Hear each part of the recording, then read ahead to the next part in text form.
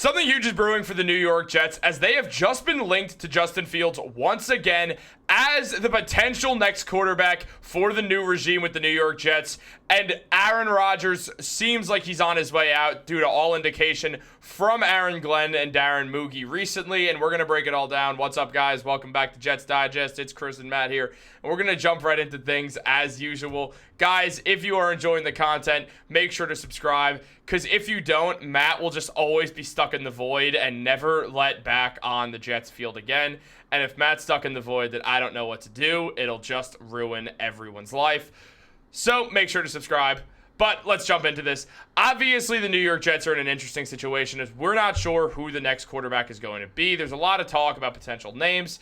And Aaron Rodgers coming back is still obviously an option. However, they've been linked to Justin Fields once again. Now, last time we did a Justin Fields video, Matt went on just an all-time rampage. So, fun little way we're going to do this. I'm just going to read these off, and every time I read one of our graphics we have here, I'm just going to have Matt respond to it in the argument against, because the Jet press was very for Justin Fields to the Jets. Your favorite, Matt.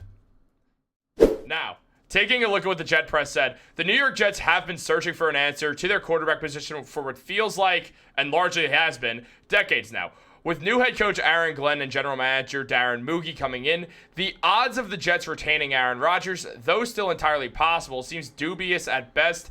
If they don't bring back Rodgers, it begs the question, do they look for their future franchise guy now, or do they stick with a solid veteran to act as a bridge until they find the right fit? Well, the answer to both of these questions may currently reside in Pittsburgh. I'm laughing because I'm just very excited to hear you respond to that. Matt, take it away.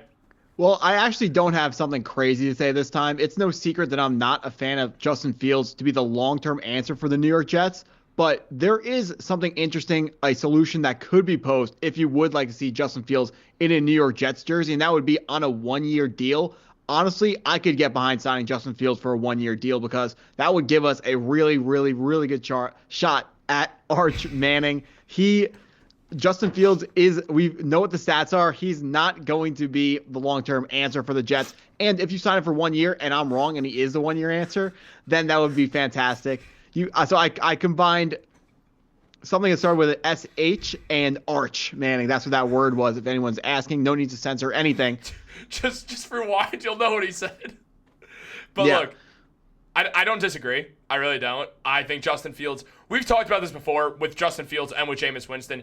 If Aaron Rodgers is gone, one of those two is the fun option. Like, yeah, the Jets are going to lose a ton of games. They're not going to be trying to compete if one of those guys are the quarterback for the next Jets season. But bringing in Justin Fields, first of all, the Garrett Wilson connection. Obviously, that's a plus. It gives you less of a chance that Garrett Wilson's going to be like, hey, I don't see a path to victory. Get me out of New York. Get me out off the Jets. So I just want to mention the connection for a second. I don't think the connection matters at all. Really? Like, not even a little bit. Not even a little bit. He played with him for 1 year when Garrett Wilson was starting. Garrett Wilson didn't start when he was a freshman because, Ohio State, they're really, really good. State. Freshmen usually don't start unless they're named Jeremiah Smith, and Jeremiah Smith is going to be a top 3 pick in the NFL draft when he comes out. Garrett Wilson was picked 10th, not the same level of prospect. So they only played together for 1 year, in the starting role.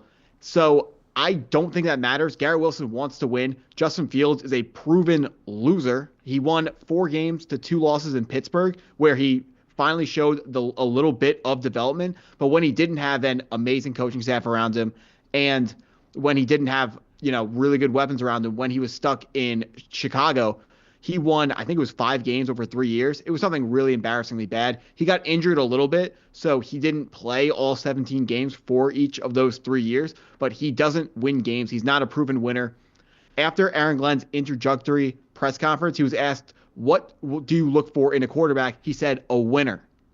They tried to ask him more questions. He just kept saying a winner. The quarterback's supposed to win games. Justin Fields, at this point in his career, has not been a winner. He holds the ball too long. His time to throw, going into his 3rd season as a Chicago Bears starting quarterback, it was 31st in the league looking at qualifying quarterbacks. So pretty much from the 32 starting quarterbacks, he was 31st in time to throw.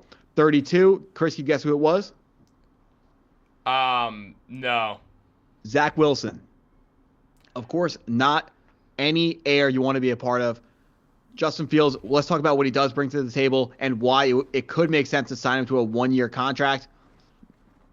He has an elite running ability. So we talk about when you go to the NFL draft, you are looking for quarterbacks with elite traits.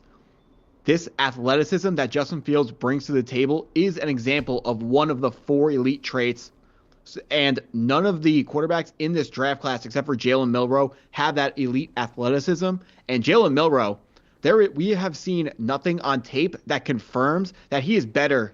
He's going to be a better pro than Justin Fields. So if you were looking for the athletic answer at quarterback, Justin Fields is far and away the number 1 option that you should be looking for the Jets for next year. The one thing I want to really, really make sure that I argue against is signing Justin Fields to anything longer than a 3-year deal. Unless it's like anything longer than a 1-year deal. Don't want to see the 2-year deal, the 3-year deal. He's going to want a longer deal because, of course, he wants the money, the contract security. He wants to be able to grow in one place. But we can't. The GM has to do what's best for the Jets, not what's best for a free agent who's not even part of the team yet. The buzz from the Pittsburgh Steelers right now, they are planning on bringing back one of Russell Wilson or Justin Fields, not both. And so far, they've already started contract talks with Russell Wilson. We've heard no such reports on a Justin Fields contract being discussed. I'm sure it's been talked about, but it has not been discussed with Justin Fields or if it has, that has not leaked to the media. So it sounds like they are more interested in bringing Russell Wilson back, which is consistent with their decision to bring back Russell Wilson for Game 7 and forwards in last season. Even though Justin Fields won them 4 games, they still didn't want to roll with him because the Pittsburgh Steelers did not believe in Justin Fields. And, I mean, I don't see why we should believe for Justin Fields long-term either. Yeah, I mean, I don't really feel like there's a reason to believe in Justin Fields after all he's shown. He has the running, but it's really kind of begins and ends there. Now, as the Jet Press mentioned, Justin Fields has been through a lot since beginning his NFL career in 2021. The former Bears castoff was selected by Chicago with the 11th pick in the first round before flaming out amidst the garbage fire that was the Matt Eberflus. I'm really showing my great pronunciation skills. Once a superstar at Ohio State, Fields endured nothing but a series of promising stretches followed by disappointing outcomes. While he has shown the spark of a dynamic dual-threat quarterback, he has never consistently put it together for long enough periods of time for a franchise to hand him the starting reins on a more permanent basis. On top of that, in his defense, he has never gotten a totally fair shake. For a rookie quarterback to succeed, he must have the opportunity to develop within a stable culture. He obviously wasn't granted that in Chicago. Then, when Fields went to Pittsburgh, he actually did perform. When he lost his starting job to Russell Wilson, he finished with a 4-2 record and set career highs in completion percentage, interception rate, and success rate. Look, as you said, his best football was in Pittsburgh, but then once Russell Wilson was healthy, Russ took that spot. There wasn't really even a debate about it. It was just very obvious. The Steelers were way more interested in Russell Wilson, who they'll probably bring back next season, whereas Justin Fields will probably have to look for his third home in 3 years, which is not the sign of a quarterback who you should trust. If the Steelers, a team that everyone plays better for, couldn't get him to really become something, it's not a good sign. Again, the Jets do very likely need a quarterback next season, and I'd rather them not draft one with one of their higher draft picks. So maybe Justin Fields is the best of the bad options. Is the best after Aaron Rodgers, you mean? Yeah, absolutely. So, yeah. I mean, if you sign him for 1 year, like I said, I don't have a problem with that because I do think he's going to flop really, really badly. I have to ask you one question. I think I misheard that one of the graphics. Did it say dual threat? Yes. So for him to be a dual threat, he would have to be a threat with his arm. So I think that was a typo. I think they meant running threat because this is someone who got MVP votes after putting up 149.5 passing yards per game in an entire season. He was tied that year with Derrick Henry and A.J. Brown, tied for MVP voting, that is. That's kind of crazy.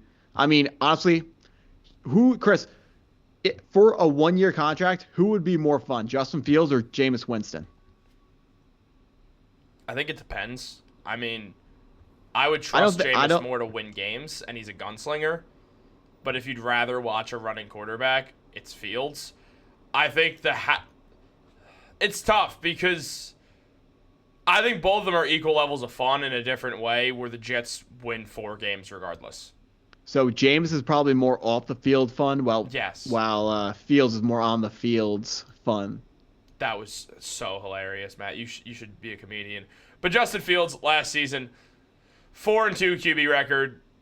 I mean, he played 10 games, but he started 6 of them, so the rest of those don't really matter. 6.9 yards per attempt, 5 touchdowns, 1 interception, 1,160 yards. Completion percentage of 65.8, which was his career high. Look, I mean, it is what it is, man.